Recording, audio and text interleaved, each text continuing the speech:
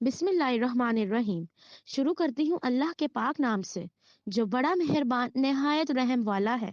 السلام علیکم، welcome to my YouTube channel Kahani point. تمام ویڈیو اپڈیٹس کے لیے کہانی پوائنٹ کو سبسکرائب کر کے بیل نوٹیفیکیشن کو آن کر دیں۔ آئیں نیلی حویلی کی 22ویں قسط کا آغاز کرتے ہیں۔ پروین نے نگاہ دوڑائی تو اسے ایک پیالے میں پانی مل گیا۔ اس نے پانی کے چھینٹے ماسٹر حمید کے منہ پر چھڑکے تو ان کی آنکھوں کے پپوٹوں میں جنبش ہوئی۔ پروین نے مزید چھینٹے مارے تو انہوں نے آہستہ آہستہ آنکھیں کھول دیں۔ انصر کو سامنے پا کر وہ ذرا سا مسکرائے۔ ماسٹر حمید کو ہوش میں دیکھ کر انصر کی جان میں جان آ گئی۔ پانی پینے کے بعد ماسٹر حمید ہوش میں آ گئے۔ پروین نے اپنا دوپٹہ پھاڑ کر ماسٹر حمید کے سر کے زخم کے گرد باندھ دیا۔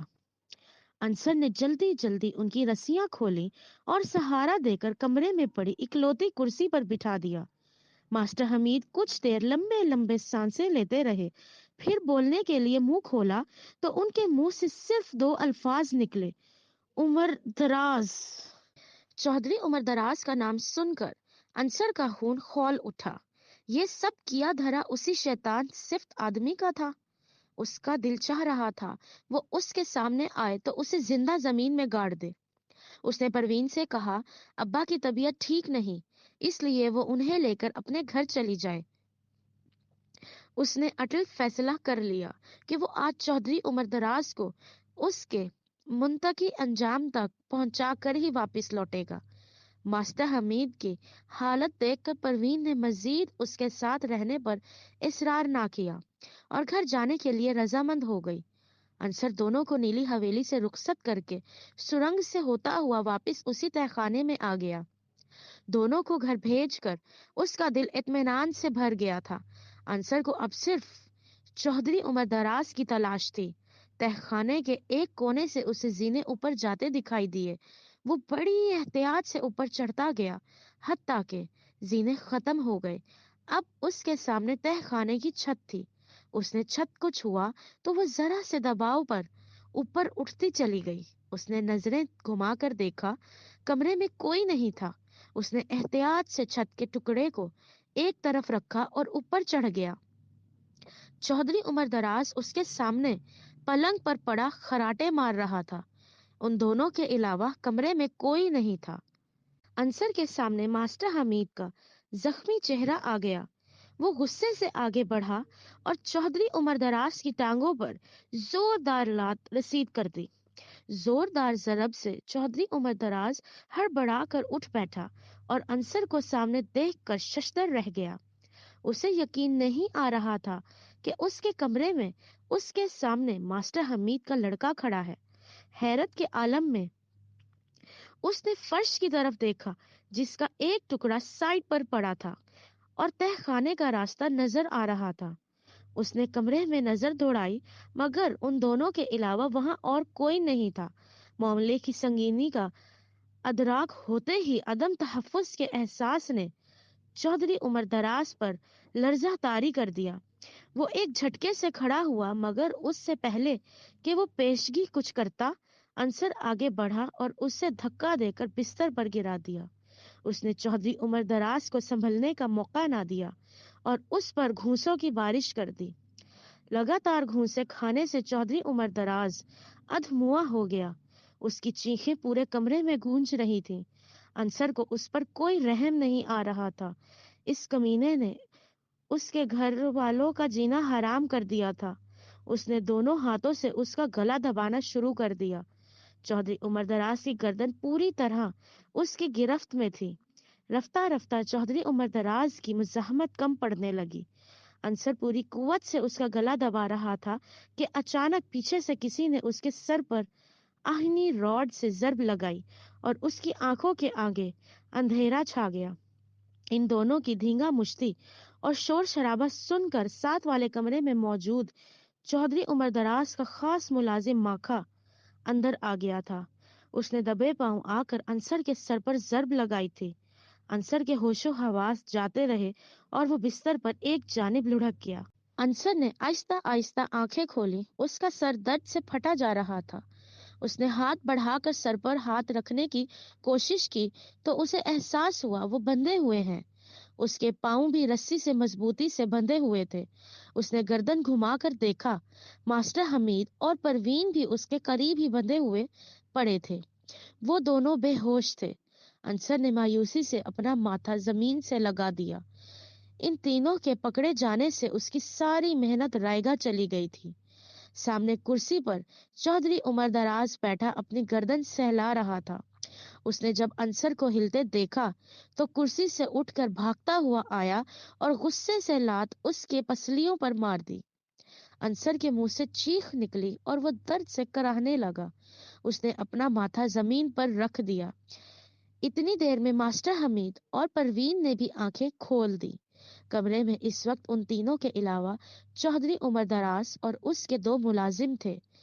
उनमें से माखे ने अंसर के सर पर जर्ब लगाई थी और गल्लू खेतों से घर जाते मास्टर हमीद और परवीन को दोबारा पकड़कर यहाँ ले आया था। अंसर ने सर उठाकर परवीन की जानिब देखा तो उसके चेहरे पर बेचारगी के तासुरात उभर आए। चौधरी उमर दराज एक बार फिर आगे बढ़ा और अंसर की पसलियों पर एक और लात रसीद कर दी। रामजादे, तुझे भी तेरे बाप की तरह टुकड़े टुकड़े करके इबरत का निशान बनाऊंगा। तेरी जुर्रत कैसे हुई चौधरी उमर दराज को हाथ लगाने की? वो हजियानी अंदाज में चीख रहा था। तुझे तो मैं ऐसी मौत दूंगा कि खुद मौत भी पनाह मांगेगी।